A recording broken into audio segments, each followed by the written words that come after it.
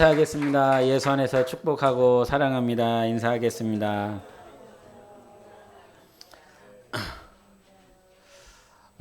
오늘은 스가랴서 4장 말씀을 같이 나눠보도록 하겠는데 그 전에 여러분이 어떻게 해석하는지 한번 속으로라도 말씀해 보세요. 여성분들이 하는 말이래요. 여성분들이 하는 언어래요.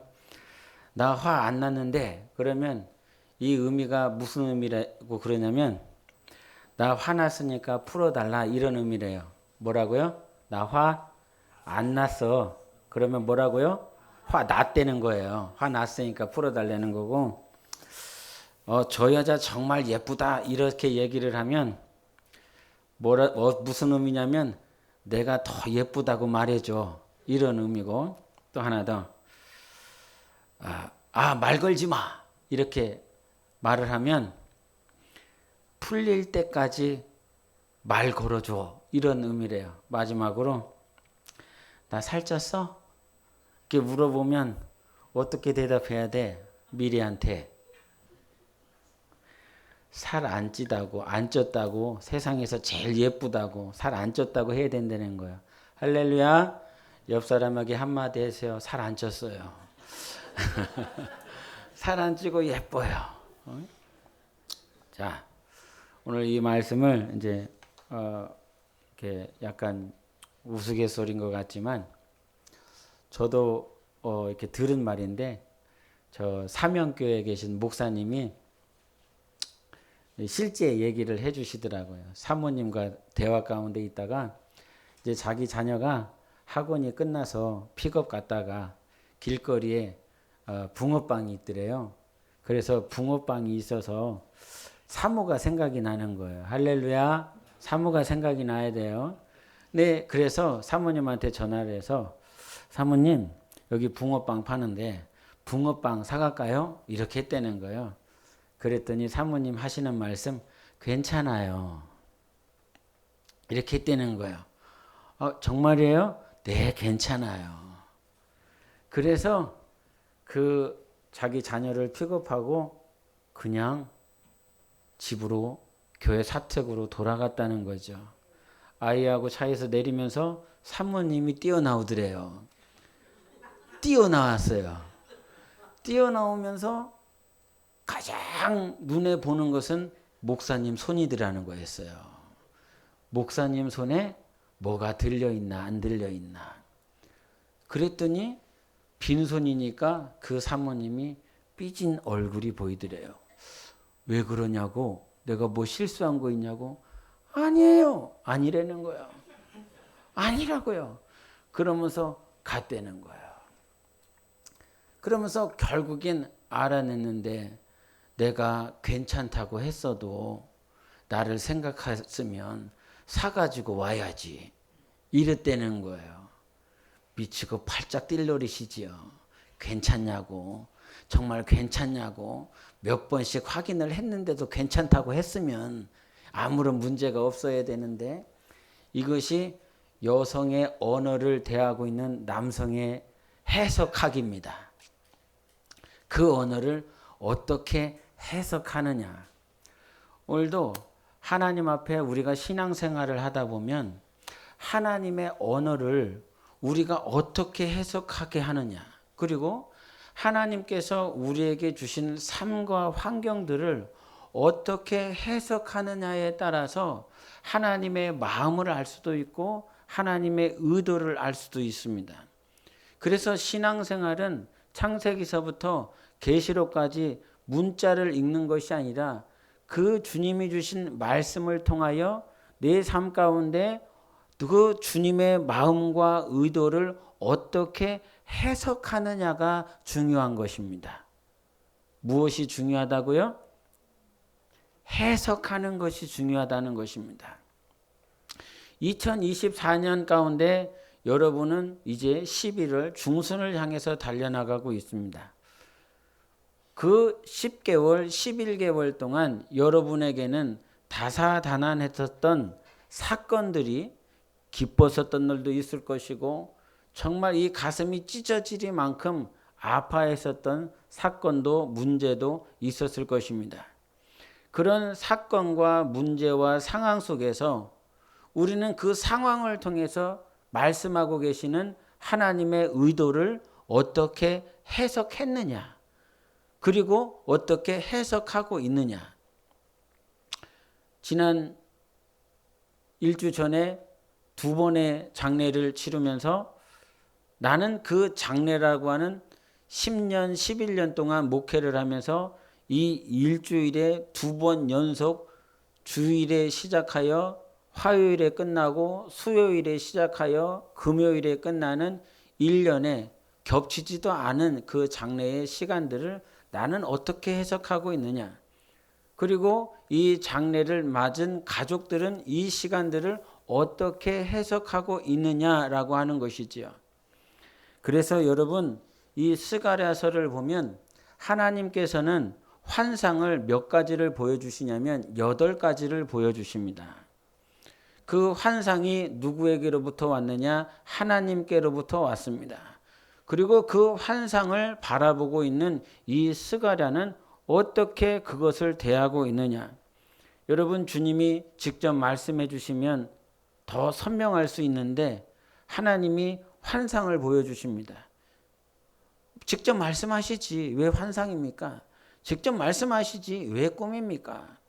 요셉에게도 바로에게도 스가랴에게도 다니엘에게도 또 신약에 와서는 베드로에게도 요한에게도 바울에게도 끊임없이 신구약을 떠나서 하나님은 말씀하실 뿐만 아니라 우리에게 환상과 꿈이라고 하는 무형, 만질 수 없는 그 무형의 것들을 우리에게 보여주시면서 내가 너한테 지금 말하고 있어 라고 하시는 거예요. 그런데 처음 이것을 본 사람들, 환상을 본 사람들, 꿈을 본 사람들은 대개가 그랬습니다. 이게 뭐지? 이게 뭘까? 바로가 꿈을 2번이나 꿨습니다. 그런데 그 2번의 꿈을 봐서 자기는 알고 있는데 이 꿈을 해석해 줄 수 있는 자가 자기 땅에는 없었어요. 자기 주변에 수많은 박사들, 지식 있는 자들, 유명한 자들, 특별히 천문학을 하고 마술도 할 수 있는 그러한 지식인들이 바로 옆에 있음에도 불구하고 아무도 풀어주지 못하는 상황들을 바라보게 됩니다.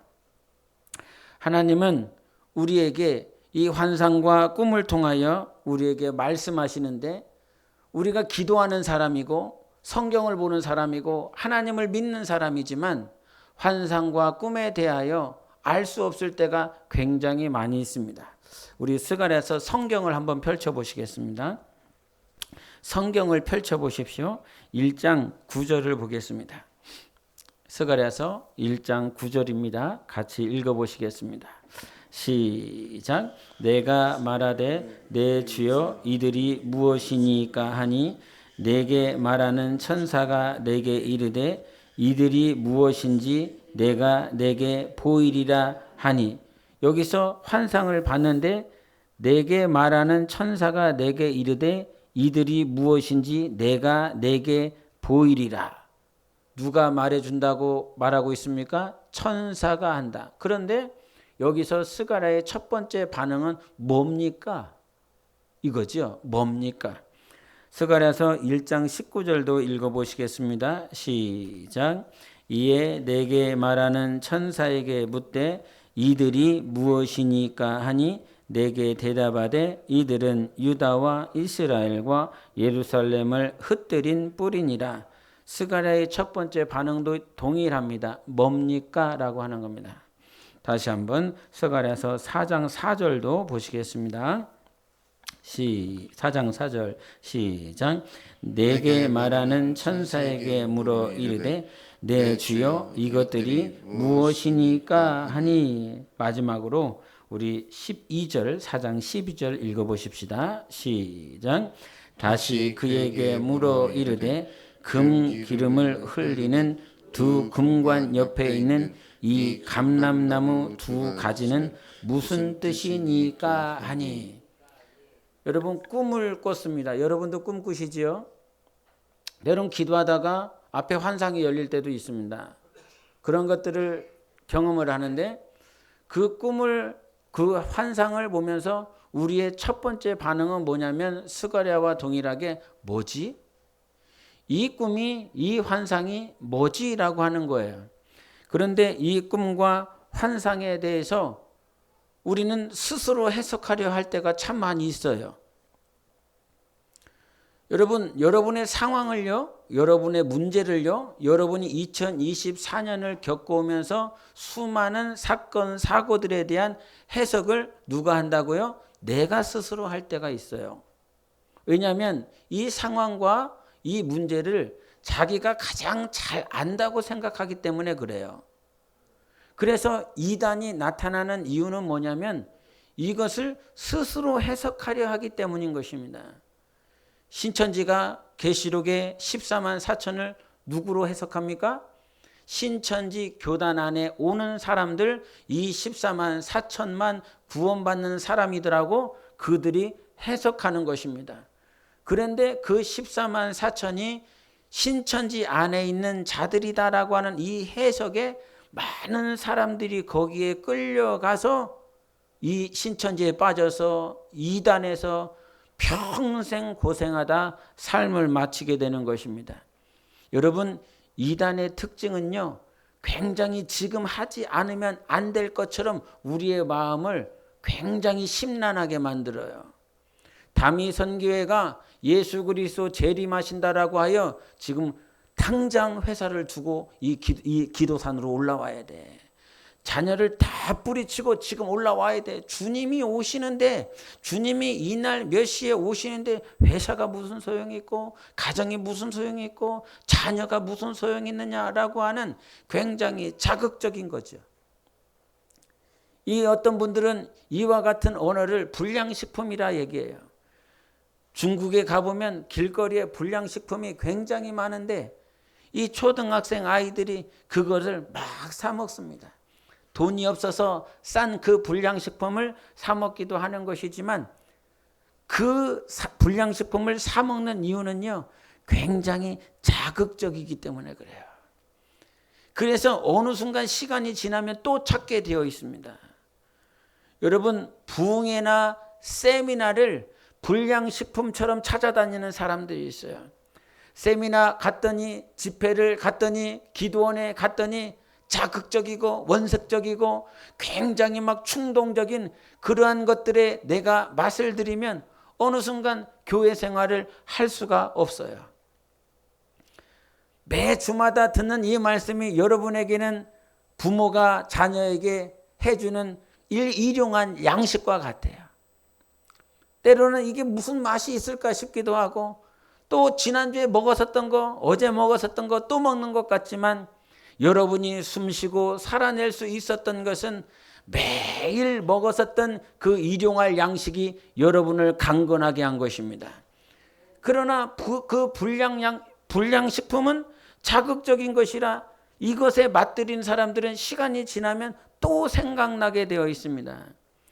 이단이 가르쳐주는 해석은 성경적이지도 않고 성령으로 인한 것도 아니고 사람들을 꼬시기 위한 원색적이고 자극적이고 지금 당장 하지 아니하면 죽을 것처럼 그와 같이 인도하고 있다는 거예요. 그래서 하나님은 우리에게 뭐라고 말씀하시는지 한번 보겠습니다. 어떻게 살아갈 것이냐? 베드로후서 1장 20절입니다. 시작. 먼저 알 것은 성경의 모든 예언은 사사로이 풀 것이 아니니. 21절도 들어보십시오. 예언은 언제든지 사람의 뜻으로 낸 것이 아니요 오직 성령의 감동하심을 받은 사람들이 하나님께 받아 말한 것이라. 예언은 사사로이 풀 수 있는 것이다? 아니다는 것입니다. 이 말은 하나님의 말씀은 사람의 뜻을 따라 해석할 수 없다라고 하는 것입니다. 사람의 뜻, 사람이 가지고 있는 지식, 지혜로 풀 수 있는 것이 아니라는 것입니다. 이 하나님의 말씀은 오직 성령으로 해석되어질 수 있다는 것이에요. 이 하나님이 그래서 우리는 꿈과 환상과 알지 못하는 상황 가운데 임하면 왜 여러분 신앙생활하는 크리스찬들도 무당에게 갑니까? 이 자리에 계십니까? 절대 그래서는 안 됩니다. 왜 신앙생활 살아계신 하나님을 믿는데도 불구하고 무당에게 찾아갑니까? 이는 자기가 급하기 때문인 것입니다. 자기가 심리적으로 초조하고 급하기 때문에 이것을 가르쳐 줄 수 있는 세상 귀신에게 가서 이거 어떻게 할 수 있느냐고 해석을 듣기를 원하고 문제가 해결되기를 원하는 것입니다. 그러나 하나님만이 우리에게 문제 해결을 허락하시는 분이세요. 여러분 스스로 초조하다 하여 우리가 사는 이 역사를 크로노스라고 그럽니다. 그러나 하나님의 때는 카이로스라고 그러는 거죠.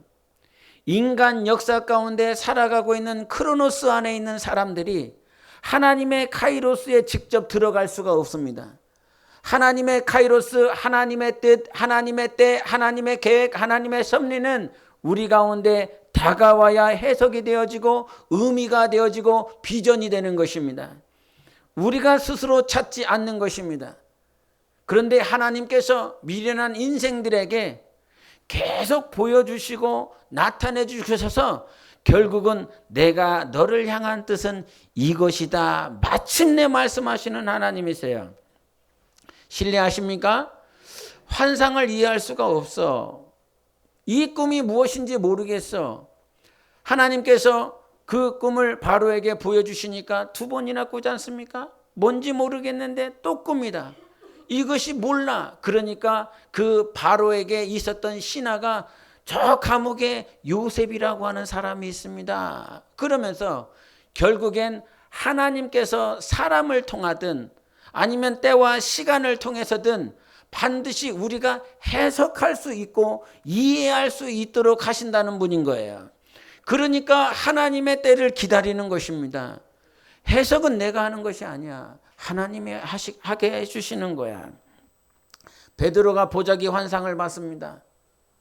자꾸 봤습니다. 이게 뭐지? 이게 뭐지? 자꾸 먹으라고 그러는데 보자기 안에 있는 불결한 짐승들을 자꾸 먹으라고 하는데 자기는 이해할 수가 없었습니다. 그런데 하나님께서 마침내 가르쳐 주십니다. 이 불결한 짐승은 이방인들이다. 네 마음 가운데 네 생각 가운데 이 사람들이 부정한 사람들인 것 같지만 이것을 먹으라 취하라 라고 가르쳐 주십니다. 사무엘이 음성을 듣습니다. 사무엘아 사무엘아. 누가 자기를 부르는지 못하여 엘리 제사장에 가서 당신이 나를 불렀습니까? 아니다. 또 찾아갑니다. 당신이 나를 불렀습니까? 계속 부르는 음성이 들립니다. 그랬더니 엘리 제사장이 가르쳐 줍니다. 주여 내가 여기 있나이다 한번 해봐라. 그랬더니 엘리 제사장을 통하여 그 들은 음성을 순종하며 주님 내가 여기 있습니다 라고 했을 때 살아계신 하나님 주님인 것을 알고 주님께서 사무엘을 통하여 이루시고자 하셨던 모든 계획들을 듣게 되는 것입니다. 그래서 우리가 해석은 하나님께 있다. 그런데 이와 같은 해석을 할 때 하나님이 주시는 해석과 원수가 가져다 주는 해석이 전혀 다르다라고 하는 것입니다. 그러면 여러분 우리가 신앙생활하는 데 있어서 하나님이 주시는 해석, 하나님이 주시는 감동, 의도는 이 성경을 통하여 어떻게 해석되어지고 우리에게 다가오는지 한번 보셔야 됩니다. 첫 번째, 하나님이 주시는 우리의 해석은 하나님께 더 가까이 나아가게 하는 해석입니다. 하나님이 주시는 해석은 무엇이라고요? 내 영혼이, 내 삶이, 내 가정이, 내 교회가 하나님께 더 가까이 나아가게 하는 해석을 하게 합니다. 창세기 41장 15절, 16절을 같이 읽어보시겠습니다. 시작. 바로가 요셉에게 이르되 내가 한 꿈을 꾸었으나 그것을 해석하는 자가 없더니 들은즉 너는 꿈을 들으면 능히 푼다 하더라. 요셉이 바로에게 대답하여 이르되 내가 아니라 하나님께서 바로에게 편안한 대답을 하시리이다. 바로가 몰라서 요셉을 데려왔는데 바로가 이 말을 하는 것입니다. 15절에 그것을 해석하는 자가 없더니 들은즉 너는 꿈을 들으면 능히 푼다. 바로가 지금 누구에게 포커스를 맞추고 있습니까? 요셉에게 맞추고 있습니다. 그리고 요셉이라고 하는 인물은 꿈을 들으면 능히 푼다. 아무런 문제가 되지 않는 그런 꿈과 환상을 능히 풀어줄 수 있는 사람이다. 지금 바로는 요셉에게 생각과 마음과 모든 생각을 집중하고 있습니다. 그런데 요셉이 하는 말은 무엇이냐면 이르되 내가 아니라 하나님께서 바로에게 편안한 대답을 하시리이다. 이렇게 얘기합니다. 여러분 목회하다 보니까요. 목회자에게 성도들이 집중할 때가 있어요. 목회자의 설교, 목회자의 언변, 목회자의 권면, 상담, 충고 이런 것들에 집중하려 할 때가 있어요. 굉장히 부담이 되지요. 그런데 이와 같은 일들이 다반사입니다. 그러나 요셉이 어떻게 해석했냐면 이 꿈은 내가 능히 푸는 것이 아니라 하나님께서 주신다는 것입니다. 그러니까 방향이 전환되는 것이지요. 바로에게 이 집중했었던 이 인간이 아니라 유형의 인간이 아니라 보이지 아니하시는 하나님께 집중하도록 누가 해석하고 있습니까? 요셉이 해석할 뿐만 아니라 이것은 너무나 옳은 해석이라고 하는 것입니다. 그런데 여기서 요셉이 아주 중요한 말을 합니다. 바로에게 어떤 대답을 준답니까? 편안한 대답. 무슨 대답이요? 편안한 대답을 한다는 것입니다. 몸이 편안한 것일까요? 이 편안하다라고 하는 말은 샬롬을 얘기하고 있습니다. 샬롬. 즉 하나님이 우리에게 주시는 해석, 대답은 어떤 대답이냐면 너희 안에 평안이 임할 것이라는 것입니다. 할렐루야. 이거 굉장히 중요합니다, 여러분. 하나님이 우리에게 해석하여 주시고 하나님이 대답하여 주시고 풀어주시는 모든 해석은요. 비록 돈이 없고 또 문제가 여전히 있고 삶의 상황이 호전되지 않는다라고 할지라도 하나님이 주시는 대답은요. 우리 안에 샬롬이 임하게 되어 있습니다. 평안이 임하게 되어 있어요. 그러니 오늘 사람이 주는 해석이든 하나님이 주시는 해석이든 이런 것이 아니에요. 상담 치료사가 의사가 상담학을 전공한 사람이 해석을 해서 이런 것이 아니라 그 세상은 우리에게 평안을 줄 수가 없습니다. 하나님만이 우리를 평안케 하십니다. 유일한 평안. 그래서 예수님께서 이 창세기 15장에 멜기세덱을 아브라함이 만나는데 그를 향하여 뭐라고 그럽니까? 평강의 왕이십니다. 샬롬이십니다. 전쟁을 치러야 된 그 아브라함에게 멜기세덱이 와서 하나님은 어떠하신 분이시냐? 전쟁을 치르고 있지만 전쟁을 치르고 다 이게 끝나고 오는 그 과정이지만 그 전쟁을 치르는 전후의 모든 상황 가운데서 하나님은 우리에게 샬롬으로 역사하세요. 무슨 문제가 있습니까? 하나님은 샬롬으로 역사하십니다. 이단은 자극적입니다. 흥분을 시킵니다. 충동을 시킵니다. 그러나 하나님은 샬롬으로 역사하시는 분이십니다. 그래서 하나님께서 주시는 이 평안이 임할 때에 비로소 우리는 하나님께 나아갈 수 있습니다. 원수가 오늘도 힘들게 하잖아요. 원수가 마음을 뒤집어 놓잖아요. 그러나 하나님의 평안이 임하면 하나님께 더 가까이 나아갈 수 있습니다. 예수님이 우리의 화목 제물이십니다. 하나님과 인간 사이에 막힌 담을 허무시고 모든 헬라인 이방인들 이스라엘 사람들을 그 예수 그리스도로 말미암아 그리스도 안에서 하나 되게 하셨습니다. 그러니 여러분 신앙생활하다 내가 무슨 해석 때문에 이 상황 때문에 어려움이 있어서 하나님께 나아가면 하나님은 분명히 평안으로 역사하신다는 사실을 잊지 마시기를 예수 이름으로 축원합니다. 그럼 원수는 어떻게 역사할까요? 여전히 초조하게 합니다. 물질이 없어요. 빚을 갚아야 되는데 물질이 없어요. 질병으로 인하여 자녀가 어려움을 당하고 있어요. 그러면 원수는 여전히 초조하게 만들어요. 어떻게 해서든지 사람을 의지하게 만들어요. 그러나 하나님은 물질 때문에 염려하고 이 육신의 연약함 때문에 근심한다 할지라도 우리에게 평안을 주시는 것입니다. 한번 해볼까요? 나 영혼아 평안할지어다. 3번 합시다. 시작. 나 영혼아 평안할지어다. 나 영혼아 평안할지어다. 나 영혼아 평안할지어다. 아멘. 그리고 하나님께서 우리 삶 가운데 주시는 해석이 이루어질 때 이 하나님이 주시는 해석은 자기 영혼과 지체를 살리게 하는 해석을 하게 합니다. 뭐 한다고요? 내 영혼을 살리는 해석을 해요. 자기를 죽이지 마세요. 하나님의 꿈과 환상을 줬는데 막 두려워. 이게 꿈을 꿨는데 두려워요. 환상을 봤는데 죽을 것 같아요. 이거는 누가 갖다 주는 것? 원수가 가져다 주는 것. 하나님이 주시는 꿈과 환상은 우리에게 생명을 주시는 해석을 우리에게 허락하시는 것입니다. 에스더서 4장 14절 16절을 같이 보시겠습니다. 시작.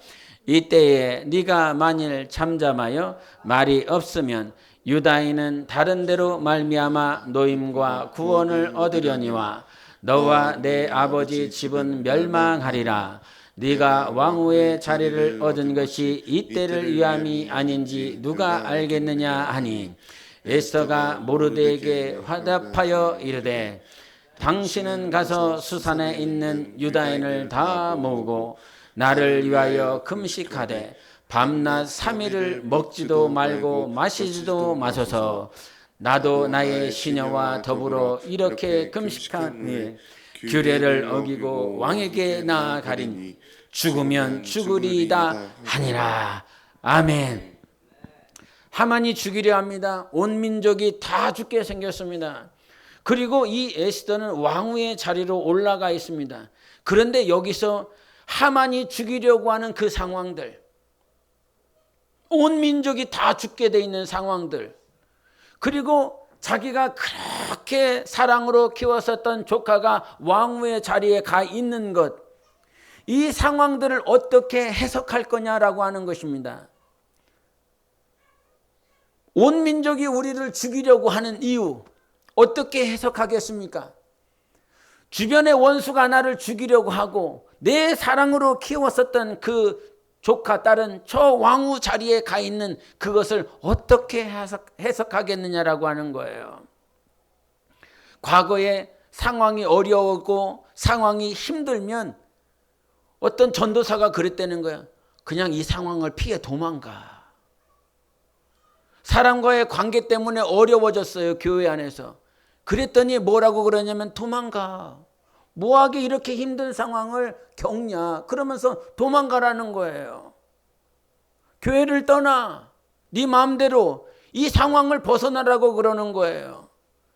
여러분, 이 상황은 이 전 세계에 동일하게 있습니다. 내가 힘들고 내가 어렵고 죽을 만큼 힘든 상황들은 전 세계에 다 있습니다. 여기서 상황을 피하여 저기로 간다 하여 그 상황이 없어지는 것이 아닙니다.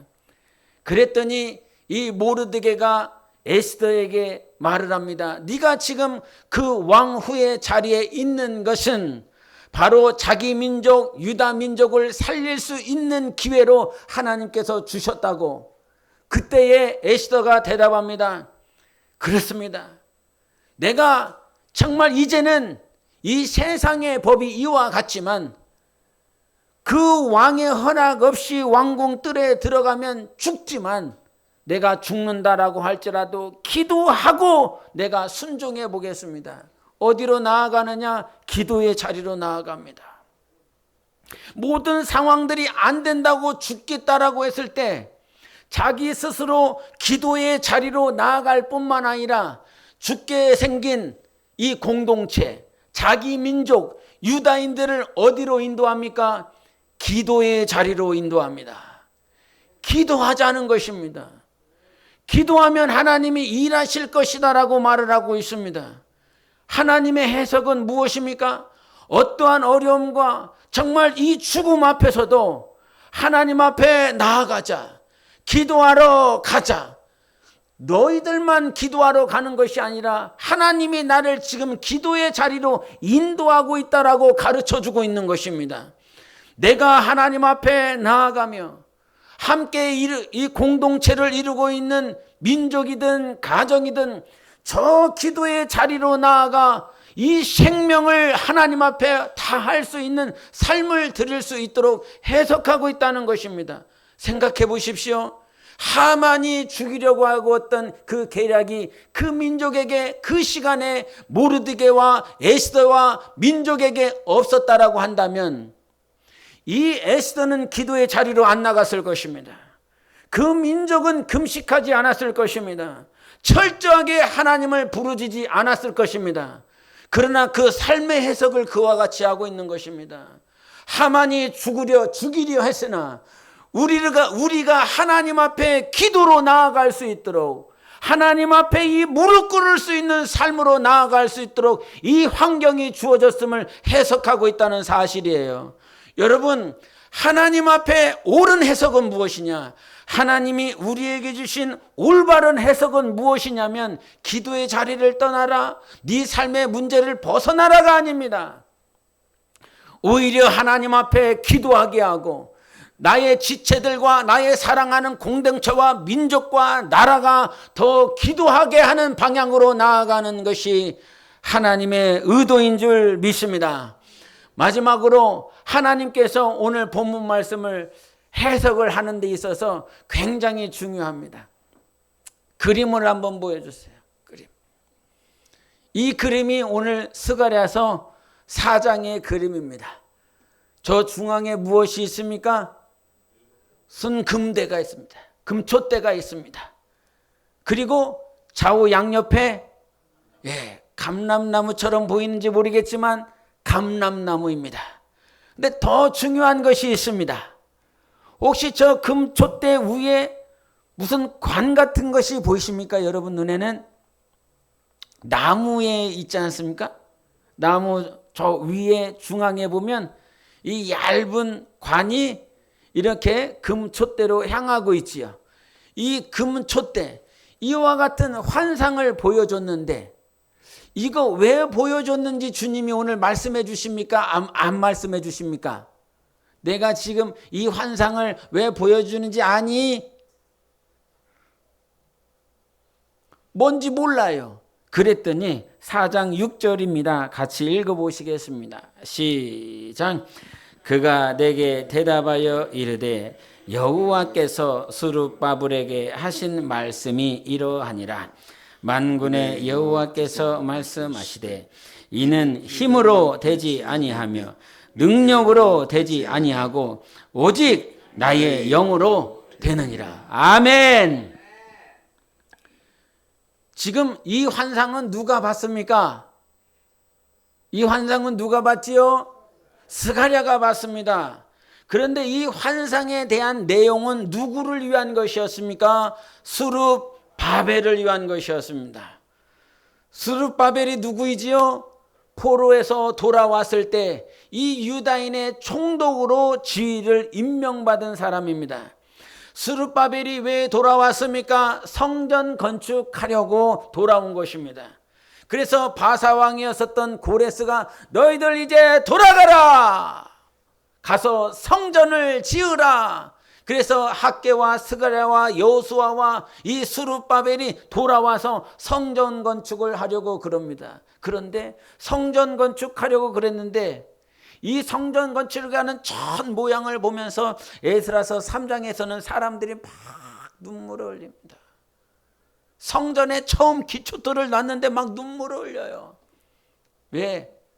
솔로몬이 지었었던 성전과 지금 자기들이 지으려고 했었던 이 성전은 너무 초라하거든요. 막 통곡하여 눈물을 흘립니다. 근데 여러분, 이 처음 돌을 놓았었던 사람이 스룹바벨인 거예요. 돌아왔었던 사람들. 근데 이 솔로몬이 성전을 지을 때는 재료가 준비되었습니까? 안 되었습니까? 다 준비되었죠. 얼마나 좋았습니까? 금이며 정동이며 은이며 보석이며 온갖 천과 아름다운 것들, 백향목들이 다 준비되었습니다. 그런데 성전 지으려고 왔는데 아무것도 없는 거예요. 이들은 재료가 없는 거예요. 또 그들이 함께 이와 같이 성전을 지으려고 했을 때 에스라서 5장 2절과 3절을 한번 보여주십시오. 에스라서 5장 2절 3절 같이 읽어보겠습니다. 시작. 그때에 유브라데 강 건너편 총독 다뜨네와 스달 모스네와 그들의 동관들이 다 나와. 예, 여기까지.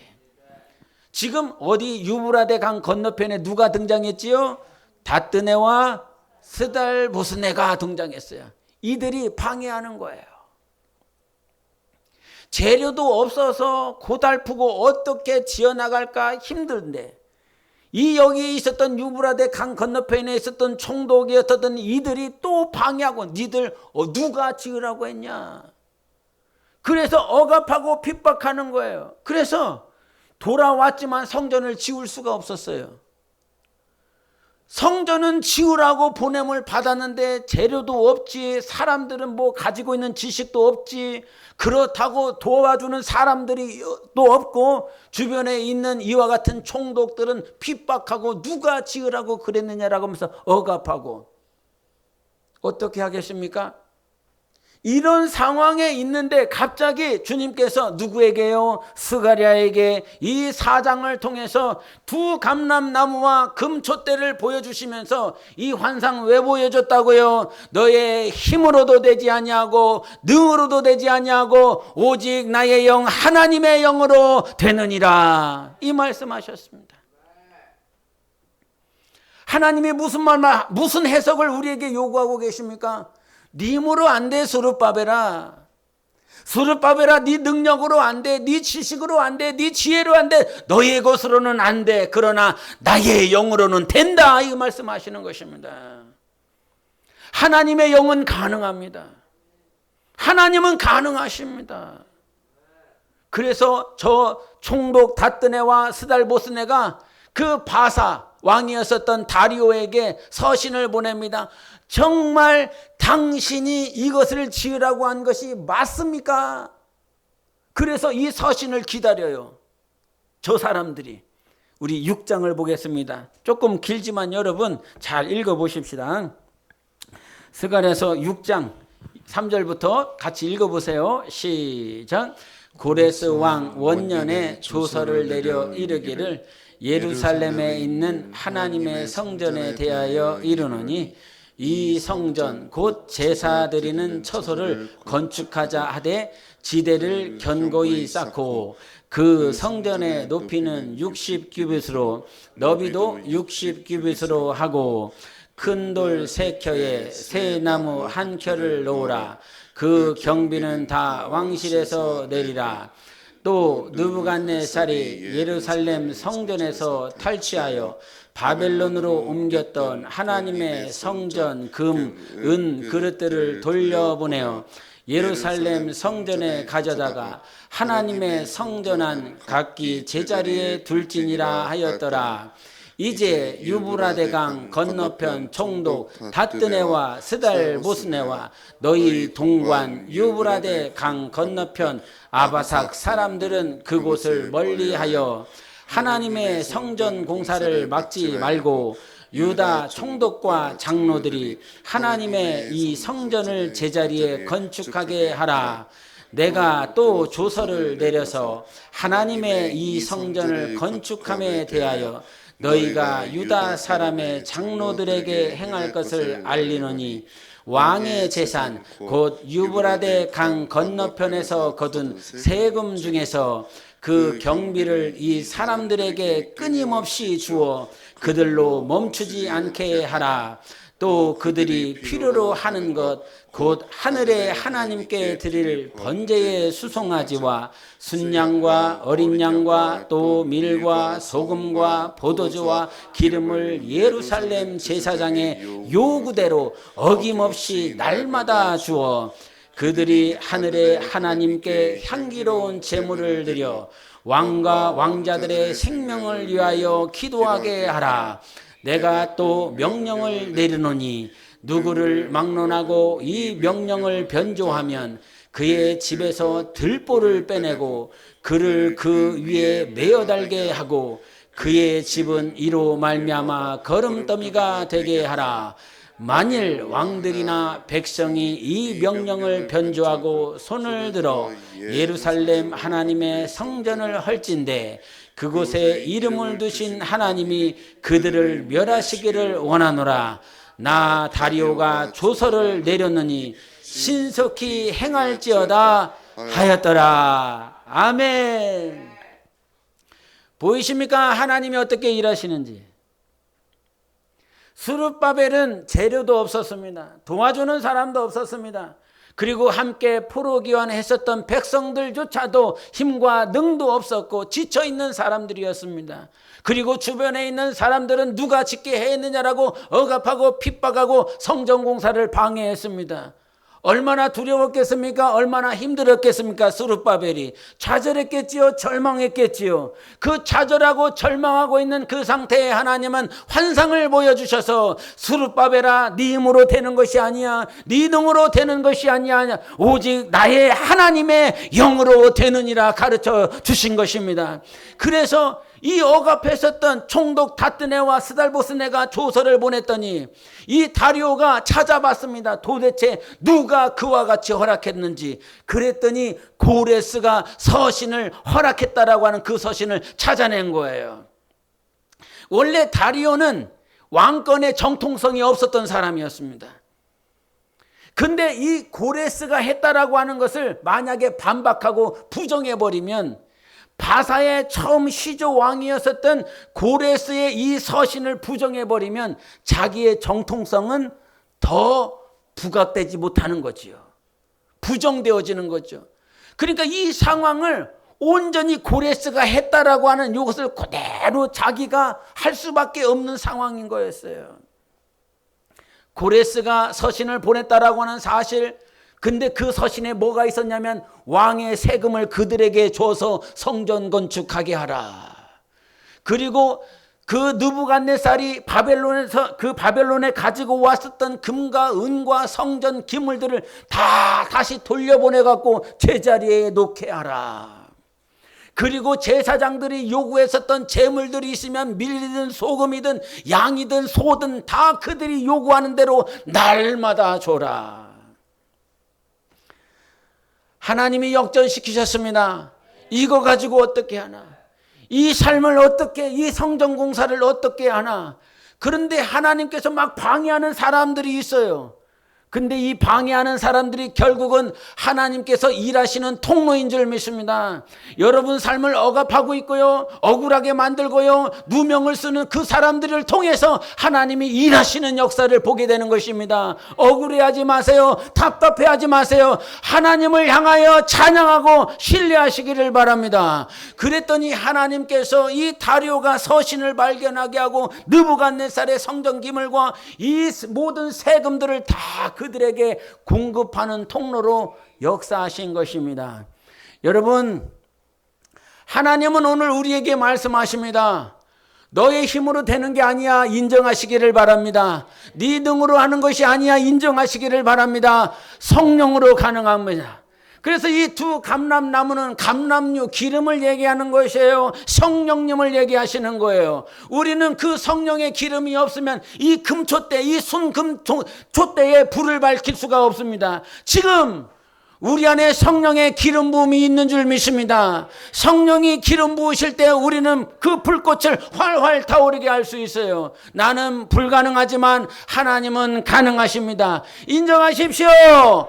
성전 공사, 성전 건축은 우리의 삶을 세우는 것은 여러분의 힘과 지혜가 아니라 성령 충만함인 것입니다. 성령께로 기름 부음 받을 때 우리가 살아나고 성전 공사가 이루어지고 하나님의 일하심을 볼 줄 믿습니다. 하나님을 신뢰하시면서 오늘도 성령 충만하십시다. 성령의 기름 부음이 있는 교회와 영혼 되시기를 예수 이름으로 축원합니다. 기도하시겠습니다.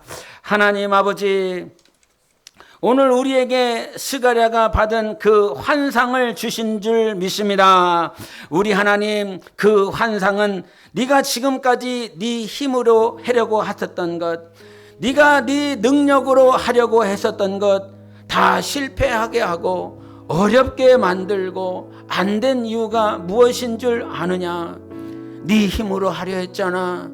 네 능력으로 하려 했잖아. 그러나 그것이 아니라 나의 기름 부음이 너희 안에 충만할 때 되는 것이다 가르쳐 주시고자 환상 주시는 줄 믿습니다. 하나님, 지금까지 내 힘과 능을 의지하려 했다면 이제 포기하고 내려놓습니다. 오직 성령 하나님만을 의지합니다. 자격 없는 인생들을 불러 모아주셔서 주님 앞에 서게 하여 주셨사오니 하나님, 다시는 나의 것으로 살지 않게 도와주시고 성령으로 살게 하여 주시옵소서. 이 꿈과 환상이 나의 것 되게 도와주시고 우리 교회와 열방과 나라와 민족의 것이 되게 도와주셔서 하나님의 영으로 일어날 수 있도록 해달라고 우리 함께 예수 외치고 기도하겠습니다. 예수. 하나님 아버지, 오늘도 주님 앞에 우리 모두가 세워지는 줄 믿습니다. 우리 하나님 앞에 예수 그리스도의 보혈로 우리 하나님의 영으로 사는 자가 되게 하여 주시옵소서. 주여, 오늘도 그와 같이 살아낼 수 있도록 성령으로 역사하여 주시기를 원합니다. 하나님 아버지, 내 안에 성령의 기름 부음이 있게 하소서.